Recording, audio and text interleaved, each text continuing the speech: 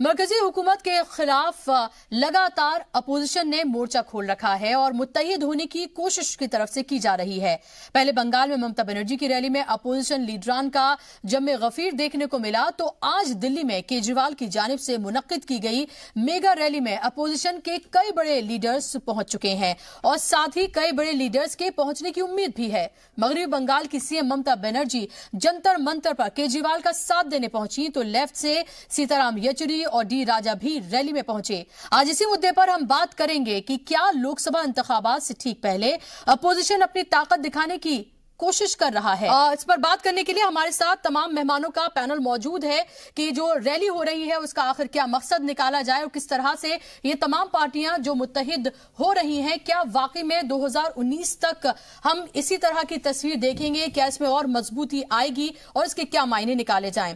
मेरे साथ अनीस दुरानी साहब हैं, कांग्रेस के लीडर हैं, अशोक ठाकुर साहब हैं, मेरे साथ डायरेक्टर हैं नेफिड के और बीजेपी के लीडर हैं, इसी के साथ ही अमलेंदु उपाध्याय साहब, सीनियर जर्नलिस्ट राघवेंद्र दुबे साहब, समाजवादी पार्टी के लीडर मेरे साथ मौजूद हैं। आप तमाम मेहमानों का बहुत बहुत इस्तकबाल है। राघवेंद्र जी, क्योंकि डिबेट की शुरुआत ही मैंने मुलायम सिंह यादव से की, जवाब आपसे ले लेती हूँ, आखिर हो क्या रहा है?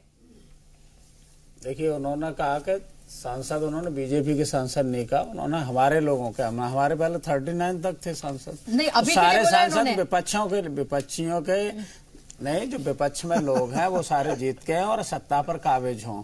और ठाकुर साहब बड़ा हंस रहे हैं, लेकिन कहते हैं ना कि जब दीपक बुझने वाला होता है तो ज्यादा टिमटिमाता ज्यादा है। और यही देखो यार, रैली भी आज जो हो रही है, लोकतंत्र बचाओ रैली भी इसी संदर्भ में आज हो रही है कि जिस तरीके से ये लोकतंत्र का गला घोंट रहे हैं। कल भी आपने देखा होगा कि माननीय अखिलेश यादव जी को जिस तरीके से इन्होंने इलाहाबाद जाने से रोका, वो तरीका बहुत गलत था। और जिस तरीके से इनके अधिकारियों ने एक पूर्व मुख्यमंत्री के साथ जिस तरीके से उनको रोक रहे हैं, एक धक्का मुक्की की स्थिति। लेकिन राघवेंद्र जी, जब ममता दीदी ऐसा करती हैं, जब ममता बनर्जी ऐसा करती हैं, तो तब भी तो आपको उसी तरह से सामने आना चाहिए। अगर वो गलत है तो वो भी गलत था।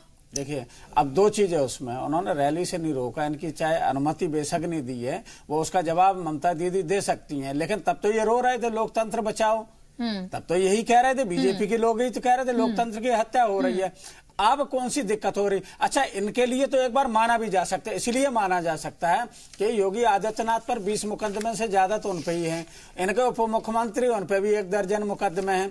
तो ये सारे लोग ऐसे हैं, पहले भी जब वो आजमगढ़ गए थे, जब वो सरकार में नहीं थे तो वहां दंगा हो गया, गोरखपुर में दंगा करवा दिया, तो इसके लिए तो इनकी तो हिस्ट्री सीट है। लेकिन माननीय अखिलेश यादव जी पर तो एक भी मुकदमा है नहीं, तो उनसे कौन सा माहौल खराब होने जा रहा था? इसका मतलब सीधा मुझे तो ये बताइए, एक तरफ ममता बनर्जी के जब रैली करती हैं तब वहां अखिलेश यादव मौजूद रहते हैं, यहाँ पर भी हो सकता है कि वो आ जाए, उनको बुलाया गया नहीं तो कोई नुमाइंदा जरूर होगा आपकी पार्टी का, वहां पर पहुंच गए हैं वहां पर। और इसके अलावा मुलायम सिंह यादव इस तरह से लोकसभा में बयान देते हैं, तो आपकी पार्टी में दो फाड़ होते हुए नजर आ रहे हैं, या फिर आप ये कहें कि मुलायम सिंह यादव का अब वो वजूद नहीं है पार्टी में, वो कहें तो उनकी वो अहमियत नहीं है और अब सब कुछ अखिलेश यादव ही है। देखिए, हमारे पुराने नेता हैं, उन्होंने पार्टी बनाई है, इस तरीके से नहीं कह सकते कि उनका वजूद नहीं, निश्चित रूप से वजूद है। लेकिन राष्ट्रीय अध्यक्ष हमारे माननीय अखिलेश यादव जी हैं, सारे क्रियाकलापों को वो देख रहे हैं कि पार्टी की क्या लाइन होगी, वो उसी पे बात करते हैं। और लगातार जो ऐसी शक्तियां हैं, सांप्रदायिक शक्तियां जो समाज में बेमनस फैलाने का काम करती हैं, हम उनसे लड़ने का काम करते रहे। हम तो हमेशा बात करते रहे कि विकास की बात चलिए आप जो बात करें, लेकिन मुलायम सिंह यादव ने ये जो कहा, इसका जवाब आप कैसे देंगे समाजवादी पार्टी के लोग? देखिए, समाजवादी पार्टी के लोग इसका जवाब दे रहे हैं, इनको हरा के जवाब दे रहे हैं। नहीं, वो तो दोबारा ये कह रहे हैं ना कि दोबारा जीत कर आए, दोबारा से फिर से वही नरेंद्र मोदी ही वजीर आजम बने, तो मुलायम सिंह यादव कह रहे हैं। वो स्पष्ट कर देंगे, वो पुराने नेता हैं, उसको समझने का कहीं फेर हो गया होगा कि ऐसा नहीं है कि वो अपने लोगों को जीतने के लिए कह रहे हैं, ना कि विपक्ष। नहीं, आप इसे अपनी तरह से, राघवेंद्र जी, आप इसे अपनी तरह से आप इसे अपने आप को कंफर्टेबल करने के लिए आप इस तरह से से घूम फिरा के बात करें, जो उन्होंने कहा है, मैं तो बिल्कुल वो साफ अल्फाज में बोले, उन्होंने एग्जैक्टली यही बोला है और मैं उसे ही कोट कर रही हूँ।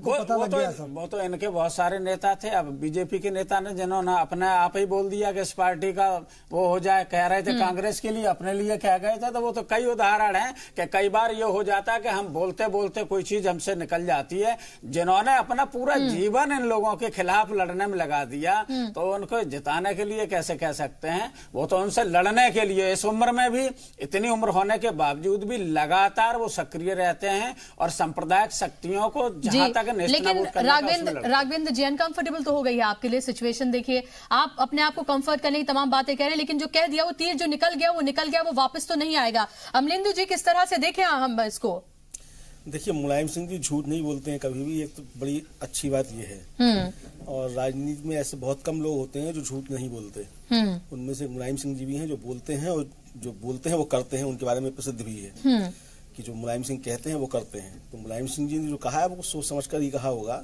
और पार्टी की लाइन से मुझे लगता है नेताजी बाहर नहीं जा सकते। पार्टी की लाइन इस तरह की कुछ हो सकता हो, और ये हो सकता है कि अभी मैसेज जो नीचे स्तर तक नहीं पहुंचा हो जी। लेकिन अमलेंदु जी, दो चीजें ऐसे कैसे हो सकती हैं? एक इधर एक, तो पोल के दो चीजें हो गई ना, कि नदी के दो किनारे, एक इधर है और एक इधर है। जो अखिलेश यादव बिल्कुल इसके ऑपोजिट बात कर रहे हैं, और लगातार हम ये देख रहे हैं कि किस तरह से एक तरह का वो कैंपेन जो चल रहा है वो इसका हिस्सा है, मजबूत हिस्सा है। जो चंद 2-3 चेहरे हैं उनमें से एक वो है।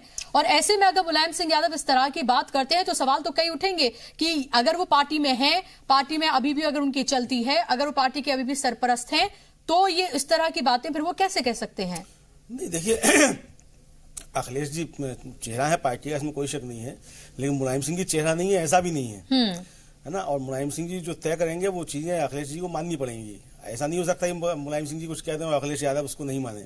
और बहुत सी चीजें तो 2019 के बाद और स्पष्ट हो जाएंगी, मतलब चुनाव के बाद जो है बहुत सी स्पष्ट हो जाएंगी। तो क्या आपको लग रहा है कि सोचे समझे तरीके से ये कहा है मुलायम सिंह यादव ने कि बेटा जो कर रहा है, अखिलेश यादव जो कर रहे हैं वो कर लें, लेकिन एक ये ऑप्शन भी खुला रखना है? नहीं, ऑप्शन सारे खुले हैं। हम तो बार बार इस बात को ये कह रहे हैं कि ऑप्शन जो है वो सारे खुले हुए हैं। और 2019 के बाद जो है बहुत सी चीजें उलटफेर होते हुए आप लोग देखेंगे। तो बहुत से ऑप्शंस हैं तो खुले रहेंगे, और सब और ये लोगों को समझने की आवश्यकता है कि वो इस पर नजर रखें कि किस ऑप्शन के साथ वो जाना चाहते हैं और क्या करना चाहते हैं। जो आप करेंगे उसका नतीजा क्या होगा, कि आप किसी को समर्थन दे रहे हो वो इनडायरेक्ट कहीं और चला जाए। तो ये सब चीजें लोगों को देखने की होंगी। अशोक जी, आज तो आपके दिल की बात बोल दी है मुलायम सिंह यादव ने। नहीं, हमारे दिल की बात नहीं बोली, उन्होंने सच बोला है जी। आज तो उनका सच आपको बहुत अच्छा लग रहा होगा। नहीं, उनका सच जो है वो अच्छा लगे या बुरा लगे, लेकिन ये बात जो मुझसे पूर्व वक्ता ने कही, अमलेंदु जी ने, कि वो एक अनुभवी नेता है और भविष्य का आकलन बहुत अच्छा करते हैं। जी जी। और अगर केजरीवाल के मुकाबले में कोई पलटी मारने में मास्टर हैं, तो वो उसमें भी बड़े माहिर हैं जी। वो कब क्या करना है, कब किधर जाना है, वो बहुत सही से जानते हैं और सही से कहते हैं। इसी के साथ हमारे इस बुलेटिन में बस इतना ही।